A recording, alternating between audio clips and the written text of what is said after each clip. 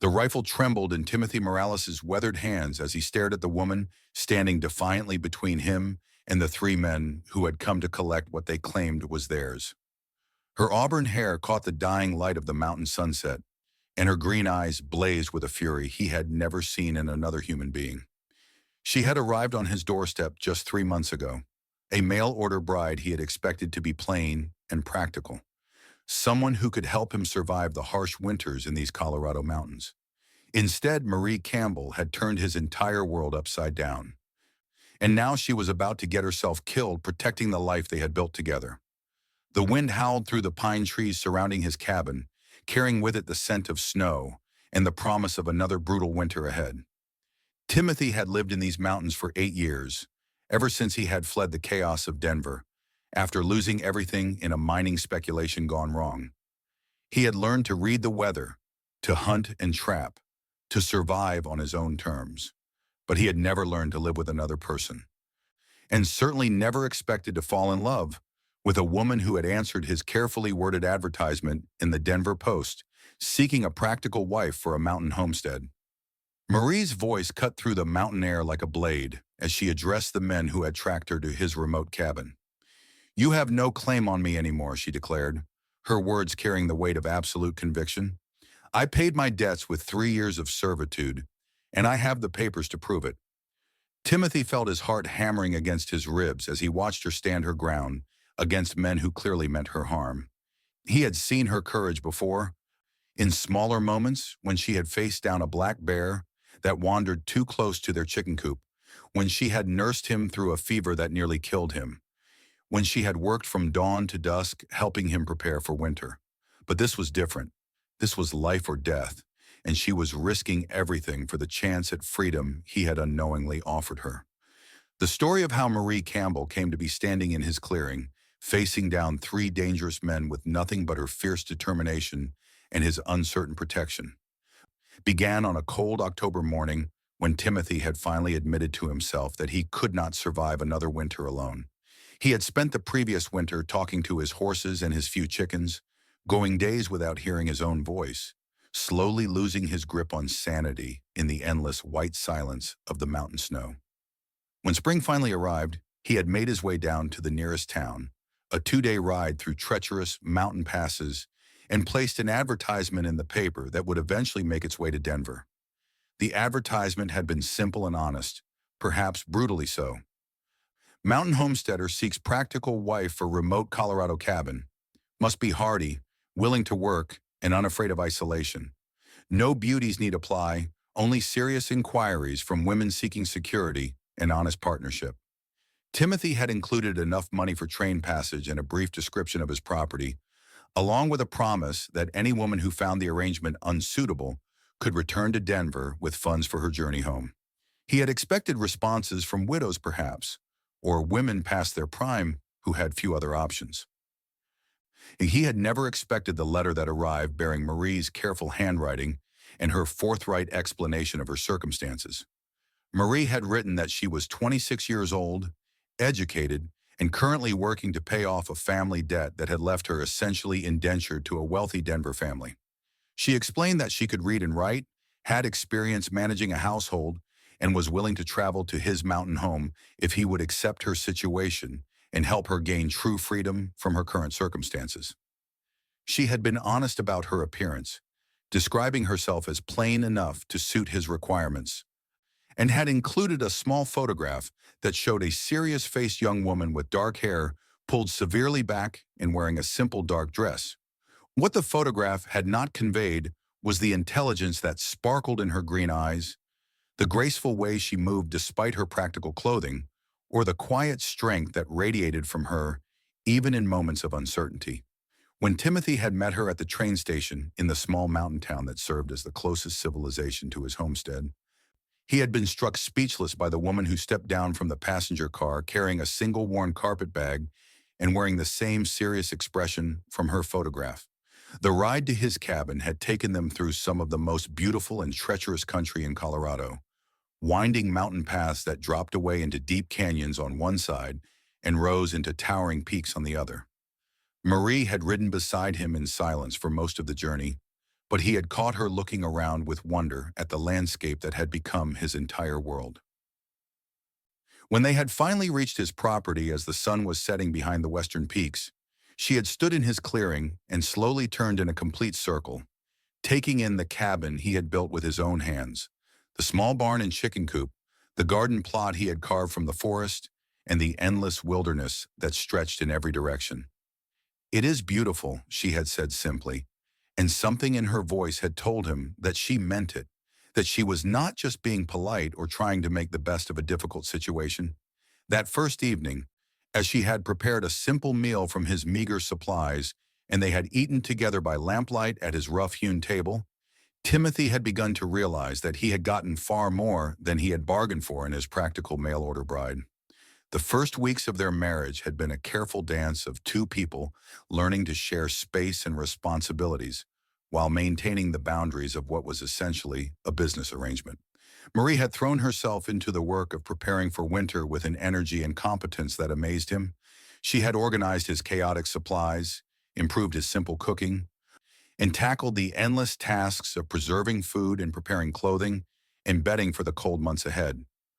More than that, she had brought a sense of purpose and companionship to his daily routine that he had not realized he was missing. But it was not until the first blizzard of the season trapped them in the cabin for 5 days that Timothy had begun to understand the woman he had married. As the wind howled outside and snow piled against their windows, Marie had revealed herself to be not just competent and hardworking, but intelligent and thoughtful in ways that surprised him daily. She had brought books with her, precious volumes that she had somehow managed to keep despite her difficult circumstances. And in the evenings by firelight, she would read aloud while he worked on repairing equipment or carving items they would need. Her voice reading poetry or stories from the world beyond their mountain had become the soundtrack to those long winter evenings, and Timothy had found himself looking forward to these moments with an anticipation that went far beyond mere companionship. When she would pause in her reading to discuss what they had heard, her insights and observations revealed a depth of thinking that challenged and delighted him. He had been alone for so long that he had forgotten the pleasure of genuine conversation, of sharing ideas and perspectives with another person who could match his thoughts and offer new ways of seeing the world. It was during one of these evening conversations that Marie had finally told him the full truth about her circumstances in Denver. The family debt she had mentioned in her letter was the result of her father's gambling and her mother's long illness. When both her parents had died within months of each other, Marie had found herself responsible for debts that far exceeded anything she could hope to pay with ordinary employment. The wealthy family who had taken her on as a domestic servant had offered to clear the debts in exchange for 3 years of unpaid labor, but the arrangement had gradually become something closer to imprisonment. She had been forbidden to leave the property without permission, denied any wages or personal time, and subjected to increasingly unreasonable demands and treatment. The family's eldest son had begun making advances that she had rebuffed, leading to threats and harassment that made her daily life unbearable. When she had seen Timothy's advertisement, she had recognized it as her only chance for escape, and had used her small savings to pay for the train ticket west, leaving Denver in the middle of the night with nothing but the clothes on her back and the few possessions she could carry. As she told him this story, sitting across from him at their small table with the firelight dancing across her face, Timothy had felt something shift inside his chest. This woman had not come to him out of desperation or lack of options, but as an act of courage, choosing an uncertain future with a stranger over the certain misery of her current situation. She had risked everything on the hope that he would prove to be a man of his word, that the life he offered would be the freedom and partnership he had promised.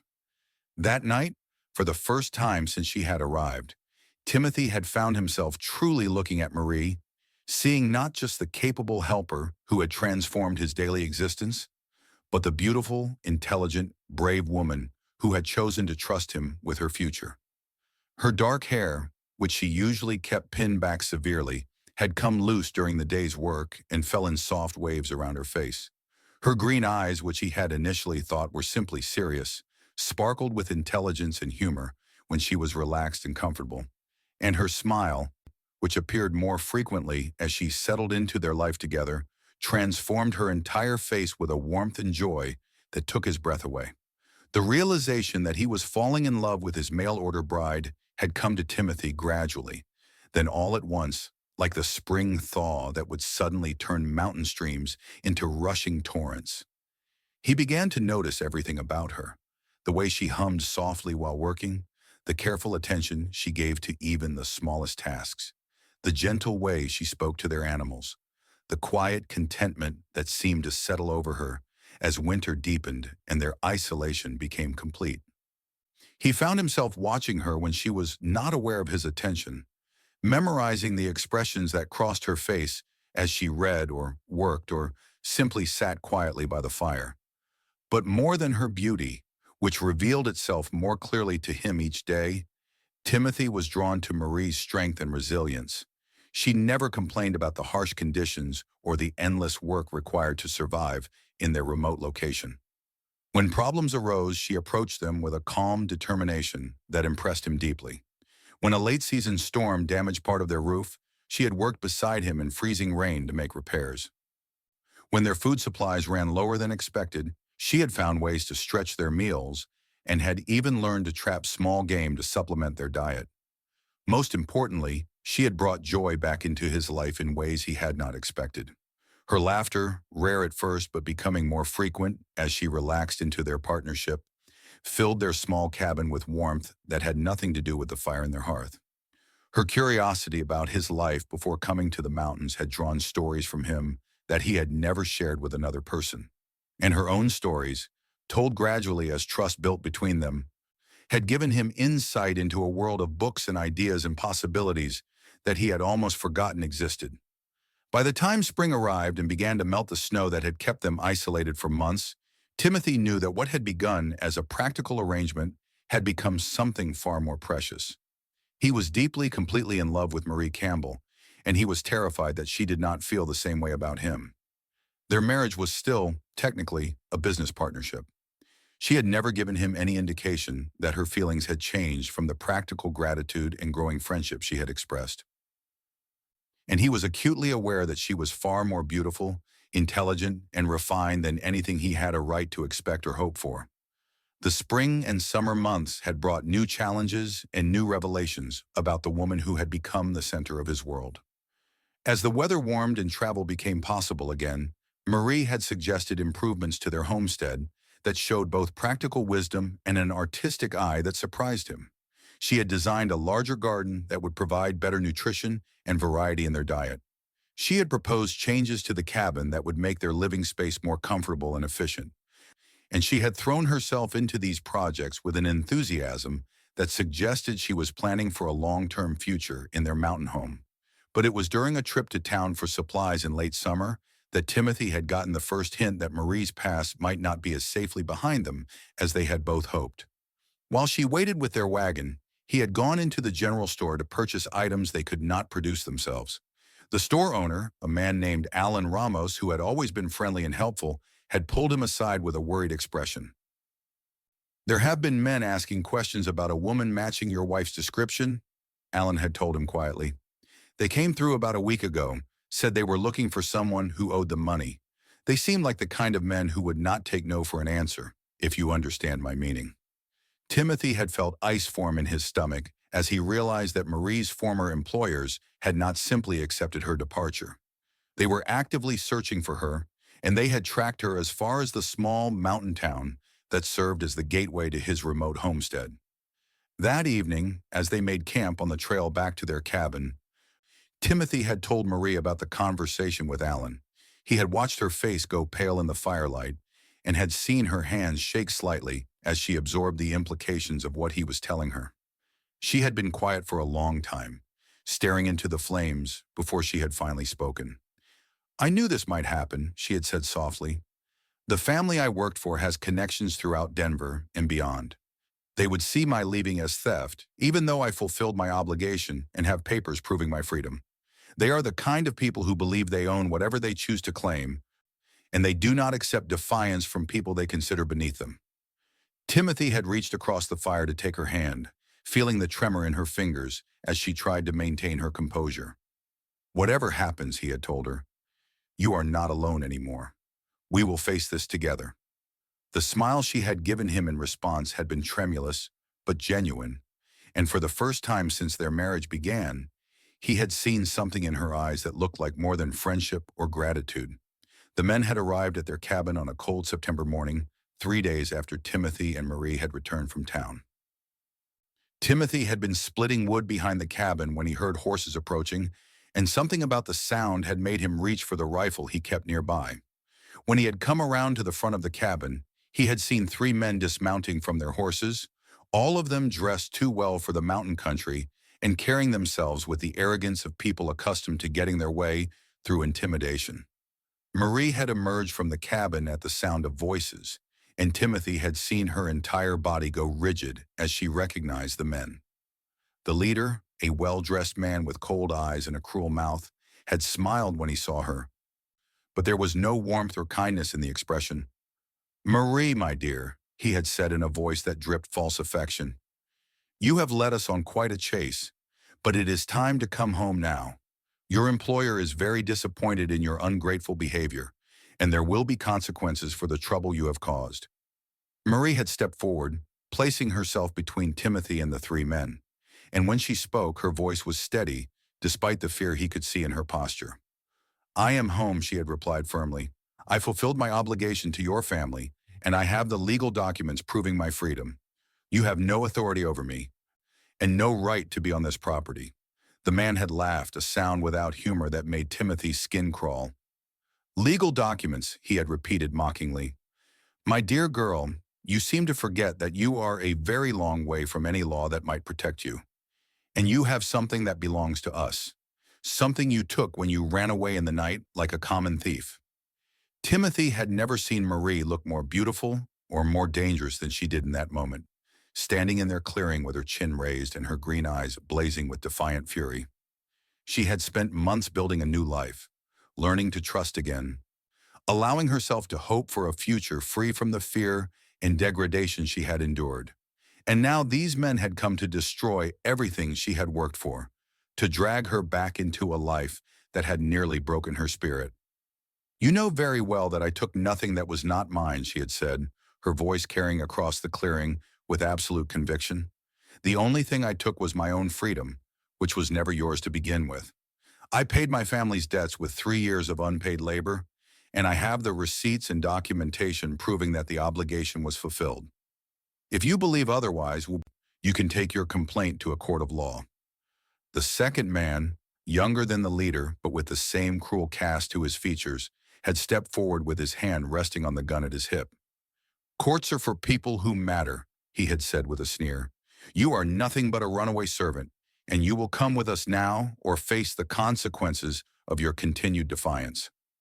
That was when Timothy had raised his rifle and stepped up beside his wife, his heart pounding but his hands steady as he aimed the weapon at the 3 intruders. "The woman is my wife," he had said in a voice that carried all the authority of a man defending his home and family. "She is under my protection, and you are trespassing on my property. I suggest you mount your horses and ride away while you still can." The leader had looked between Timothy and Marie with calculating eyes, clearly assessing the situation and weighing his options. He was obviously accustomed to intimidating people into submission, but he was also smart enough to recognize that the dynamics had changed. Timothy was not some frightened servant who could be bullied into compliance. He was a man with legal rights, defending his property and his wife. And he was armed and clearly prepared to use force if necessary. But the man was also clearly not someone who accepted defeat easily. His smile had turned even more unpleasant as he had addressed Marie directly, ignoring Timothy as if he were not worth acknowledging. "You think this mountain hermit can protect you?" he had said mockingly. "You think hiding in this wilderness will keep you safe from the consequences of your actions? But we found you once, and we can find you again. And next time, we might not be so patient or so willing to resolve this matter peacefully." Marie had not flinched or stepped back, though Timothy could see the tension in every line of her body. She had faced these men before, had endured whatever treatment they had subjected her to during her years of servitude, and she was not going to be intimidated by their threats now. "I am not hiding," she had replied with quiet dignity. "I am living my life as a free woman, married to a good man, on land that we own and work together. If you have a legal claim against me, present it to the proper authorities. Otherwise, leave our property immediately." The standoff had stretched for long, tense minutes, with Timothy keeping his rifle trained on the three men, while Marie stood beside him with her head held high and her hands clenched into fists at her sides. The mountain wind had rustled through the pine trees surrounding their clearing, and somewhere in the distance a hawk had cried out, the sound echoing off the rocky peaks that surrounded their valley. It was a moment that would define everything that came after, the moment when Marie's past finally confronted the future she had chosen. Finally, the leader had given a slight nod to his companions and had stepped back toward his horse. "This is not over," he had said, his voice carrying the promise of future trouble. "You cannot hide from your obligations forever, and when we return, we will not be so easily discouraged. Enjoy your mountain paradise while you can, because it will not last."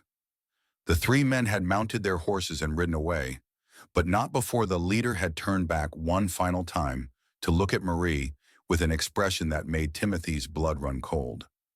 There had been possessiveness in that look, and cruelty, and a determination that suggested they would indeed be back, probably with reinforcements and a plan that would be harder to resist.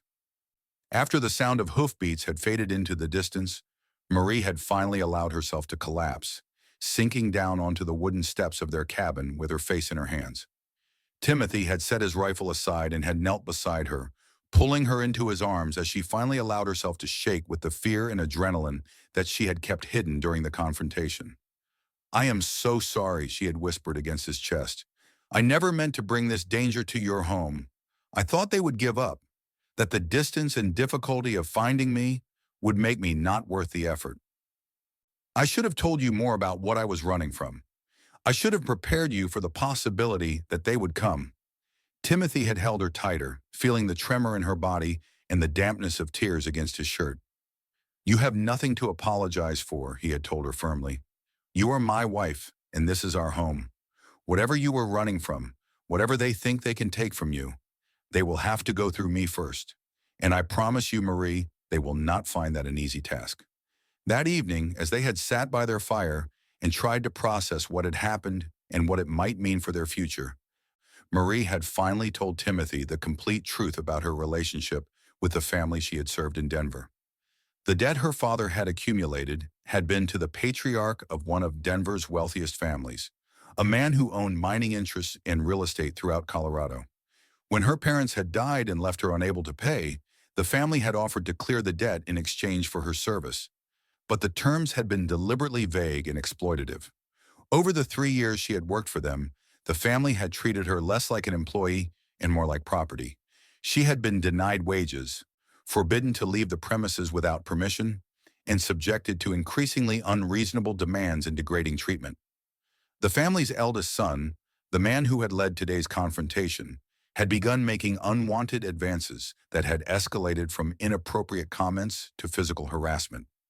When she had tried to complain to his parents, they had dismissed her concerns and had implied that she should be grateful for his attention. The breaking point had come when the son had cornered her in the family's library one evening and had made it clear that he considered her sexual availability to be part of her service to the family. When she had fought him off and had threatened to report his behavior to the authorities, he had laughed and had told her that no one would believe the word of an indentured servant against a member of his family.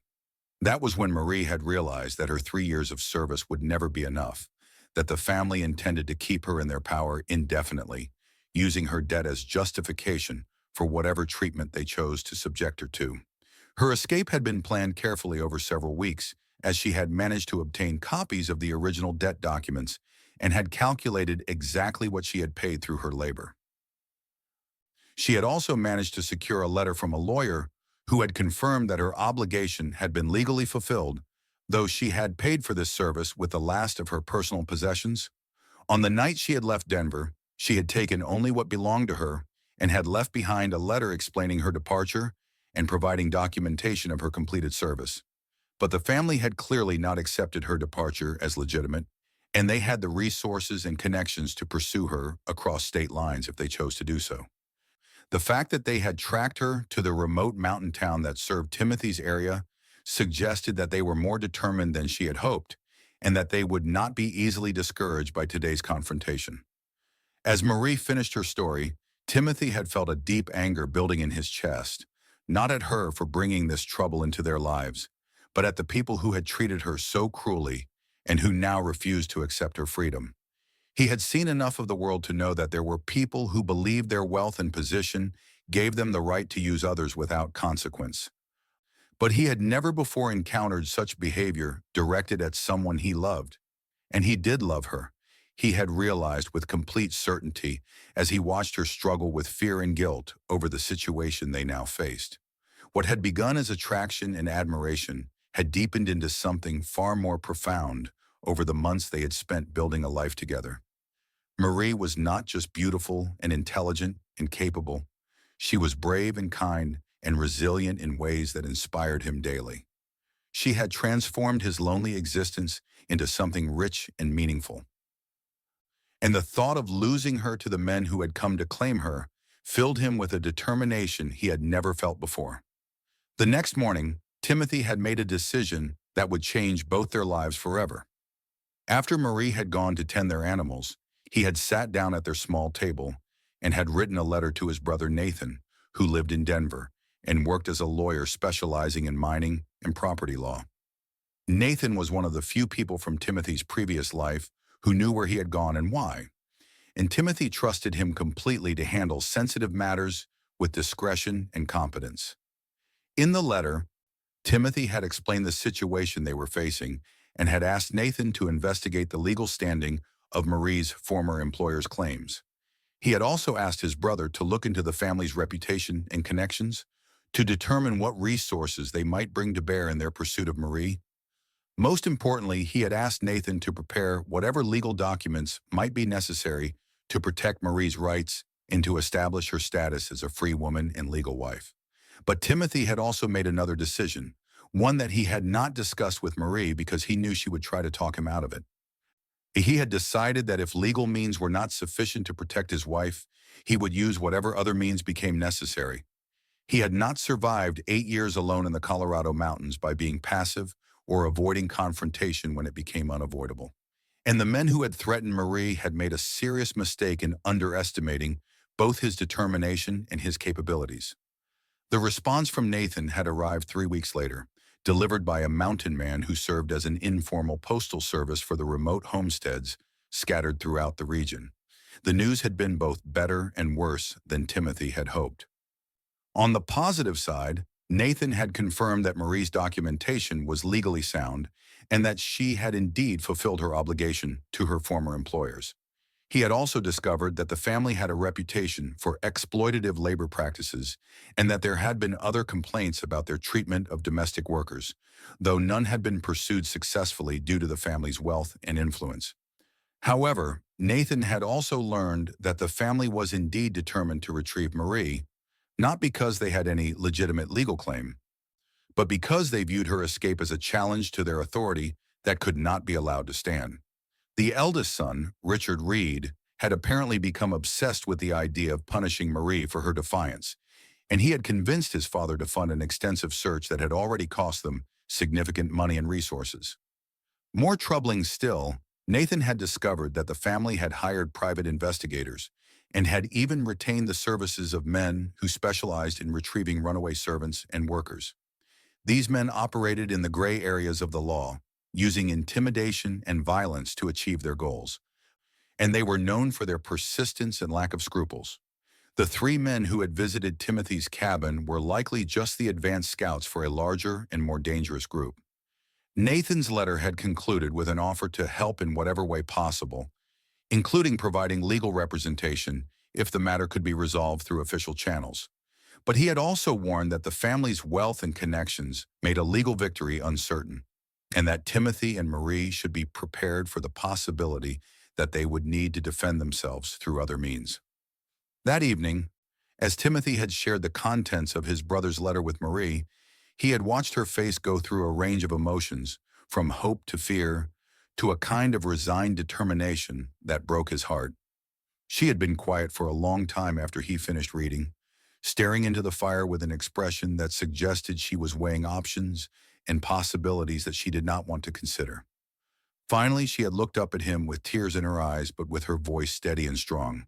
"I will not let them destroy the life we have built together," she had said, "and I will not let them hurt you because of my past. If it comes to a choice between my freedom and your safety, I will go with them, willingly to protect you." Timothy had reached across the table to take her hands in his, feeling the calluses that had developed from months of hard work alongside him, seeing the strength and beauty that had grown even more pronounced as she had flourished in their mountain home. "You will do no such thing," he had told her firmly. "We are married, Marie, and that means we face whatever comes together. I did not bring you to this mountain to abandon you when things became difficult. I brought you here to build a life, and that is exactly what we are going to do." The final confrontation had come 2 weeks later, on a morning when the first snow of the season was beginning to dust the peaks surrounding their valley. Timothy had been checking their traps when he had heard the sound of multiple horses approaching their cabin, and he had known immediately that Richard Reed had returned with reinforcements as promised. By the time he had made his way back to the clearing, 6 men were dismounting from their horses, all of them armed and clearly prepared for whatever resistance they might encounter. Marie had emerged from the cabin at the sound of voices, and Timothy had seen her straighten her shoulders and lift her chin in the gesture of defiance that had become so familiar to him over the months of their marriage. She had looked beautiful and fierce and absolutely unbreakable as she faced the men who had come to drag her back into the life she had escaped.